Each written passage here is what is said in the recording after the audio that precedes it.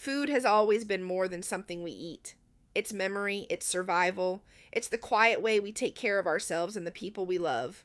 Today, while things simmer and soften, I want to share the story of three humble ingredients: chicken, cabbage, and quinoa. These aren't flashy foods. They're the kind of foods that have stayed with us, the kind that have traveled through centuries, kitchens, and cultures, just to end up here on our plates today. Let's begin with chicken. Chickens were first domesticated more than 8,000 years ago in Southeast Asia. At first, they weren't raised for meals at all. They were kept for rituals, for sport, and sometimes as symbols of status. But slowly, people began to notice something special about them. Chickens were resilient. They adapted easily. They lived close to home and provided nourishment without demanding much in return. As trade routes expanded and people migrated, chickens traveled too, from Asia into Europe, Africa, and the Middle East, and eventually across the oceans to the Americas. Along the way, chicken learned how to belong everywhere. It simmered in broths meant to heal the sick. It roasted over open fires for celebrations. It absorbed spices, herbs, and traditions unique to every culture it touched. Chicken became a food of comfort, not because it was luxurious, but because it was reliable.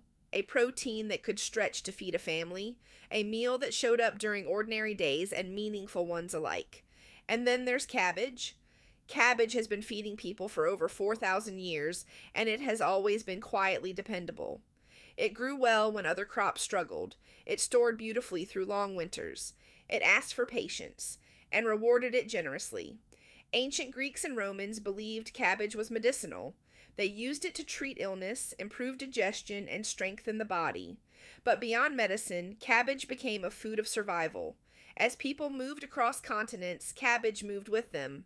It was fermented into sauerkraut in Germany, transformed into kimchi in Korea, mashed into colcannon in Ireland, and shredded into slaws across the Americas. Cabbage fed sailors on long voyages, helping prevent scurvy. It filled soups and stews when meat was scarce. It softened slowly in pots, stretching meals and nourishing families. Cabbage is a reminder that some of the most important foods don't announce themselves loudly. They just keep showing up. And finally, we come to quinoa. Quinoa takes us high into the Andes, where it was cultivated more than 7,000 years ago. To the Inca people, quinoa wasn't just food, it was sacred. They called it the mother of all grains, even though it's technically a seed.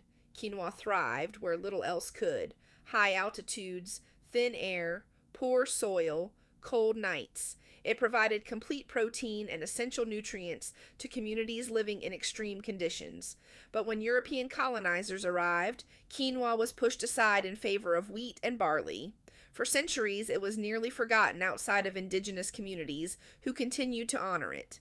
Its return came quietly, much like cabbage and chicken had done before. As people began searching for ancient foods and balanced nutrition, quinoa found its way back into modern kitchens. Today it feels new, but it carries very old wisdom.